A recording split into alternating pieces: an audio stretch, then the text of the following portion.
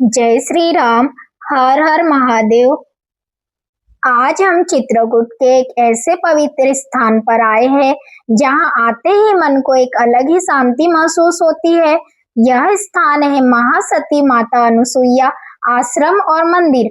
अगर आप चित्रकूट दर्शन के लिए आते हैं तो इस स्थान पर जरूर आइए, क्योंकि यहाँ सिर्फ मंदिर ही नहीं बल्कि प्रकृति की ऐसी सुंदरता देखने को मिलती है कि मन करता है बस यहीं बैठ जाए। अभी आप देख सकते हैं कि मेरे सामने पवित्र मंदाकिनी नदी बह रही है।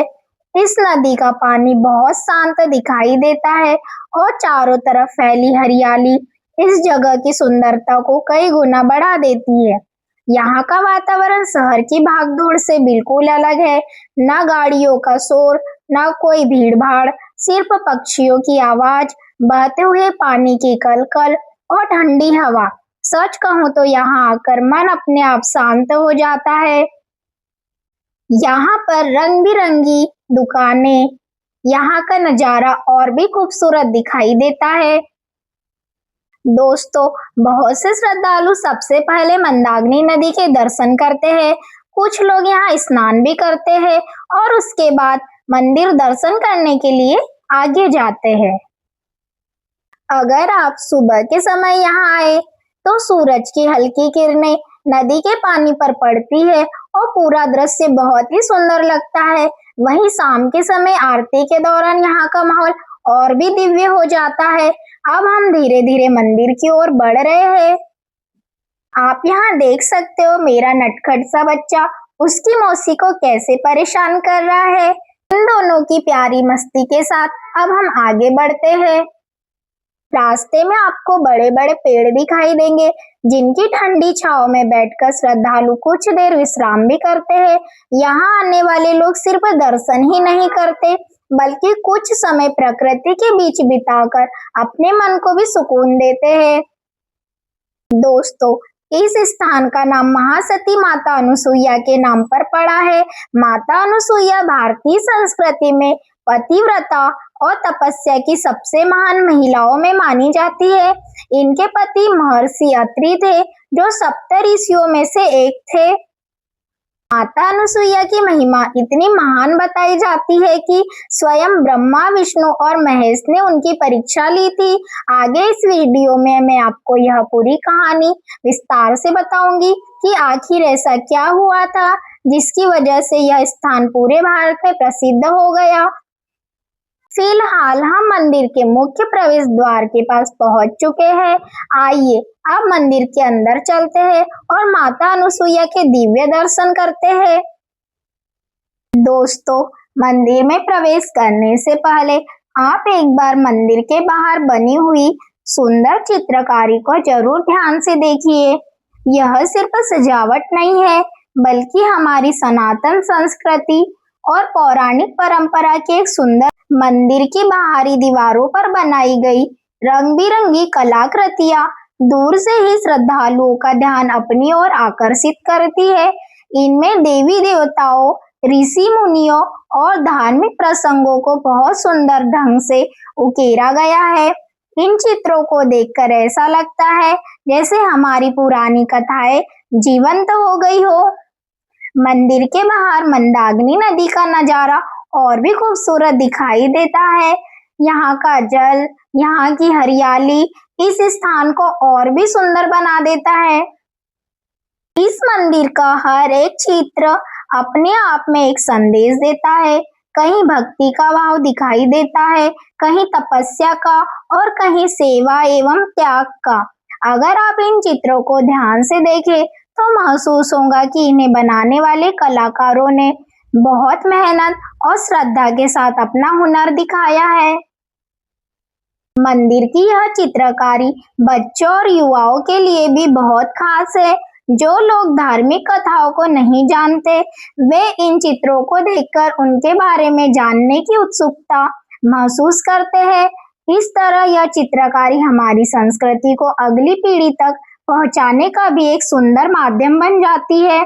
यहाँ आने वाले अधिकांश श्रद्धालु मंदिर में प्रवेश करने से पहले इन चित्रों के सामने रुककर कुछ पल जरूर बिताते हैं और फोटो या वीडियो भी बनाते हैं। अगर आप भी यहाँ आए तो इन कलाकृतियों को देखने के लिए थोड़ा समय जरूर निकालें। सच कहूं तो मंदिर की भव्यता केवल उसके गर्भगृह में ही नहीं बल्कि बाहर की दीवारों, नक्काशी और चित्रकारी में भी दिखाई देती है। यह सब मिलकर इस पवित्र स्थान की सुंदरता को और भी दिव्य बना देती है। जब हम मंदिर में प्रवेश कर रहे थे तो यहाँ के पंडित जी ने कहा कि सबसे पहले यहाँ पर घंटा बजाना अनिवार्य होता है, उसके बाद ही हम मंदिर में प्रवेश कर सकते हैं। तो उनके कहे अनुसार हमने भी घंटा बजाया, उसके बाद भगवान भोलेनाथ का आशीर्वाद लिया और हम मंदिर के लिए आगे की ओर बढ़ चले। मंदिर में प्रवेश करने के पहले मैंने एक बार वापस पीछे मंदाकिनी नदी का नजारा देखा जो काफी सुंदर दिखाई दे रहा था। उसके बाद मैंने मंदिर के अंदर प्रवेश किया।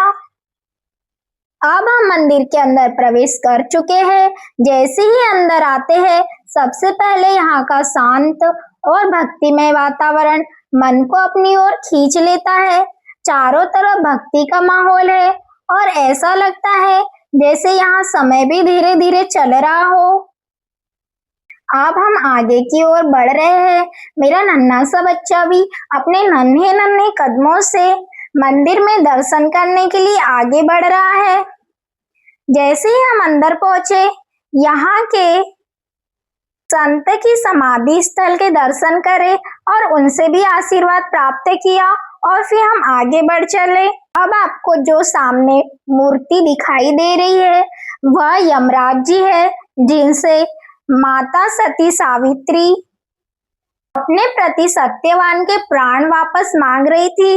ये उनकी प्रतिमा है। दूसरी तरफ सती मदालसा अपने 2 पुत्रों के साथ है। सती मदालसा एक आदर्श पत्नी, आदर्श माता और आत्मज्ञान का प्रतीक मानी जाती है। यह उनकी ही मूर्ति है। अब हम आगे सती मालावती की प्रतिमा देख रहे हैं। सती मालावती भी अपने पति के प्रति अत्यंत समर्पित थी।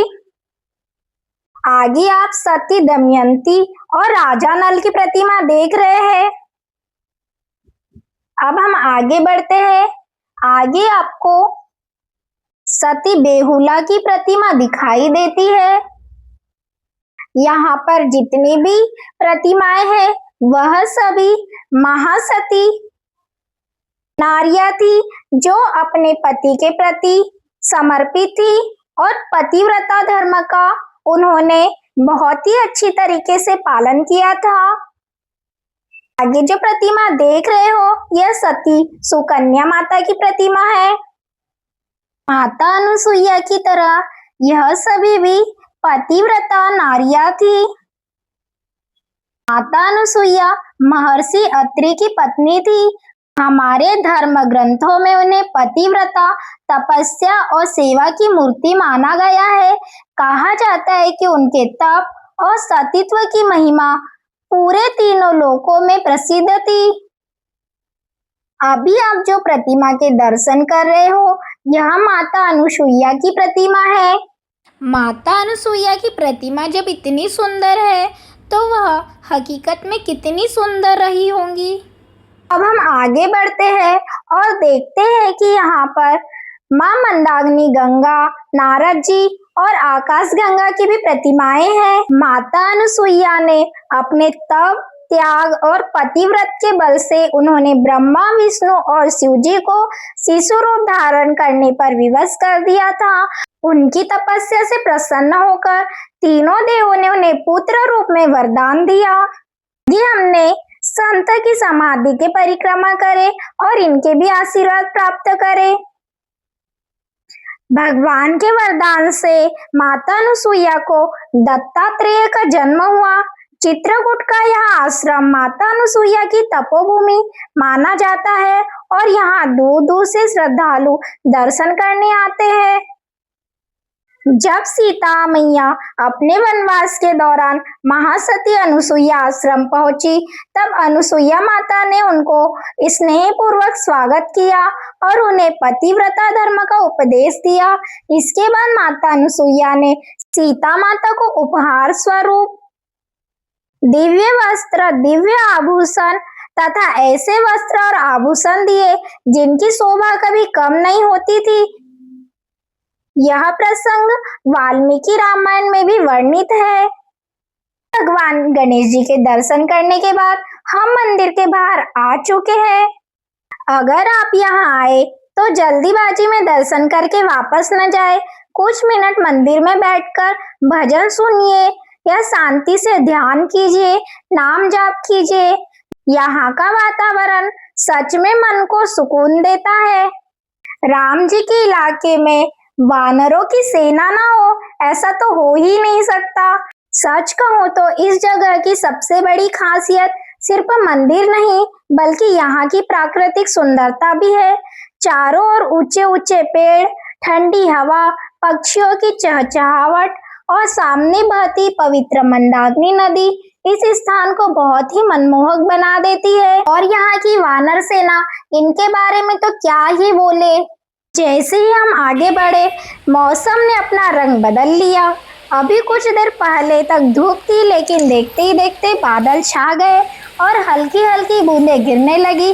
हम कुछ समझ पाते उससे पहले ही बारिश तेज शुरू हो गई। सच बताऊं, बारिश की ठंडी ठंडी बूंदें बहुत सुकून दे रही थी। मंदिर के आसपास की हरियाली तो पहले ही बहुत सुंदर थी, लेकिन बारिश ने उनकी खूबसूरती को और भी बढ़ा दिया। बारिश की वजह से चारों तरफ मिट्टी की भीनी भीनी खुशबू फैल गई थी। पेड़ों की पत्तियां धुलकर चमकने लगी थी और सामने बहने वाली मंदाकिनी नदी का दृश्य भी बहुत मनमोहक लग रहा था।